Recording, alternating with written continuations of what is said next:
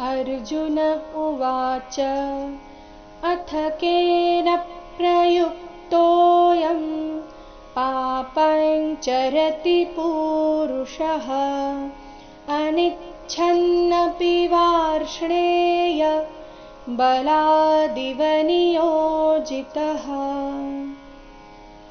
अथ केन अथ ಇಲ್ಲಿ ಥ ಮಹಾಪ್ರಾಣ ಹ್ರಸ್ವ ಕೇನ ಪ್ರಯುಕ್ತೋಯಂ ಕೇನ ಅಲ್ಲಿನ ಮೇಲೆ ಆಘಾತ ಬರಬೇಕು, ಮುಂದೆ ಪ್ರ ಸಂಯುಕ್ತಾಕ್ಷರ ಇದ್ದ ಕಾರಣ ಕೇನ ಪ್ರಯುಕ್ತೋಯಂ ಈ ರೀತಿ.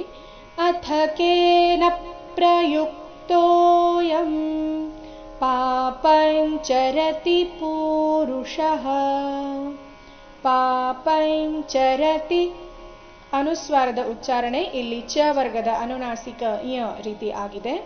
ಪಾಪಂಚರತಿ ಪೂರುಷಃ ಪೂ ದೀರ್ಘ ಕೊನೆಗೆ ಷಟ್ಕೋನ ದೋಷ ಪೂರುಷಃ ಅನಿಚ್ಛನ್ನಪಿ ಅನಿಚ್ಛನ್ನಪಿ ಛನ್ನಪಿ ಛ ಮಹಾಪ್ರಾಣ ಹ್ರಸ್ವ ಬರಬೇಕು. ಅನಿಚ್ಛನ್ನಪಿ ವಾರ್ಷ್ಣೇಯ ವಾರ್ ವಾದ್ ನಂತರ ಅರ್ಧ ರಕಾರ, ಮುಂದೆ ಶ್ಣೇಯ ಮೂರ್ಧನ್ಯ ಶ ಅರ್ಧ ಮತ್ತೆ ಣೇ ದೀರ್ಘ ವಾರ್ಷ್ಣೇಯ ಬಲಾದಿವ ನಿಯೋಜಿತಃ.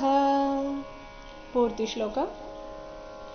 ಅರ್ಜುನ ಉವಾಚ ಅಥ ಕೇನ ಪ್ರಯುಕ್ತೋಯಂ ಪಾಪಂಚರತಿ ಪೂರುಷಃ ಅನಿಚ್ಛನ್ನಪಿ ವಾರ್ಷ್ಣೇಯ ಬಲಾದಿವ ನಿಯೋಜಿತಃ.